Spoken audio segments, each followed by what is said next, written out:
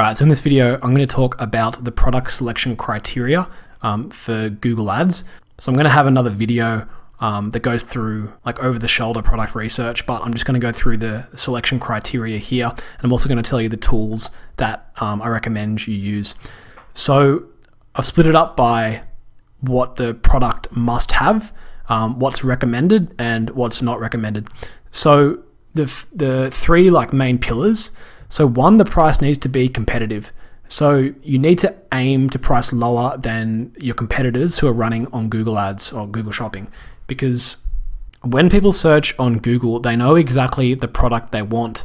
So they're basically going to look for the cheapest place that they can get it.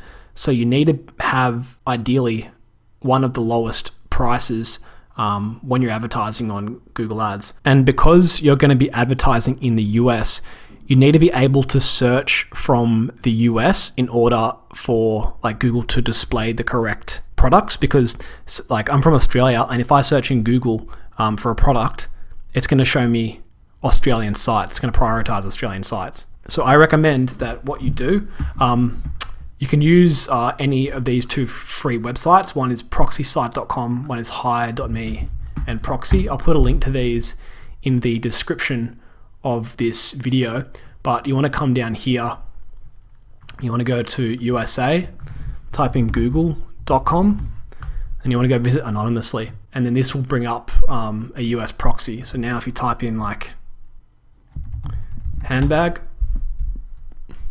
and we search and we go to shopping, we'll see all these shopping products here that are US based, and they'll be from US retailers. So that's one of the ways you can do it. The way I prefer to do it, because it's a lot quicker in terms of like internet speed, I use a VPN. I use NordVPN. So NordVPN. So yeah, I mean like the speed will be a lot quicker if you use NordVPN. I think it cost me about $80 for a year. Another reason to use a VPN is because sometimes like the images will lag. Like down here, these images won't show up, so it gets kind of annoying. So get a VPN if you want like quick load speed and all these images to load. So the second is the search volume needs to be at least 1,000 combined monthly searches. So and ideally you want over 10,000 combined monthly searches. So if it's at least 1,000 searches, that's enough. But yeah, we want over 10,000. So we're going to use the Google Keyword Planner to find out the exact number of searches. And then I also recommend you install the Keywords Everywhere tool Chrome extension. So you just literally type in Google Keywords Everywhere tool, and then go here, install this on your browser, and then when you open it up, go update settings, put in the API key, you'll be sent one to your email address, and then also select the country's United States. Okay, so and number 3 is that we want a minimum of a $10 profit margin, right? And ideally, like we want at least a $20 profit margin. So when I'm saying profit margin, so if a product on AliExpress costs $10 and the shipping is $5, right? Then the total unit cost including shipping is $15, right? So if we have a minimum of 10 profit margin, we want to sell that for ideally $25. And ideally, if the conversion rate stays the same, we want to sell it for $35. So all the winning products I've had on Google Shopping that have made me a lot of money have been at least a $20 profit margin. I think $10 profit margin is quite small, but you can still get products profitable.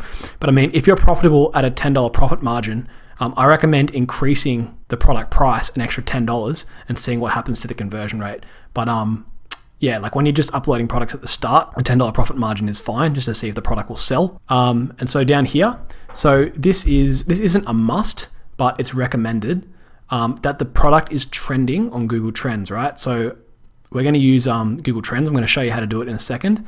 But what we want to see is that the product is in an upward trend, right? So like more and more people are searching for it month on month.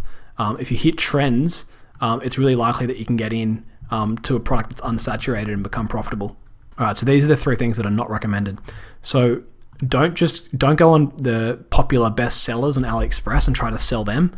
Because everyone does that. Like all the big online stores will do that, and yeah, it's really likely to be saturated. Number 2 is make sure the product is not trademark infringing, right? Don't go and sell Harry Potter like Marvel or like anything that has a big brand name. Don't go sell like Captain Planet stuff. Google hates that, and you'll get your AdWords account suspended likely. If you get your account suspended, you can actually appeal and get it back, but it just takes a while. It's a hassle. And the third one is don't sell weapons or knives, sex toys, or anything to do with skin, cosmetics or supplements, right? It's like any ingestibles or like anything you put on your face, because Google have pretty strict policies when they run Merchant Center, and you can get your account suspended, and it's just a bitch trying to get it back. I've had a few accounts suspended, and what I've had to do is like completely change the store URL, change the store name. Like, it's just a massive hassle. So yeah, I would just recommend don't sell any of these products.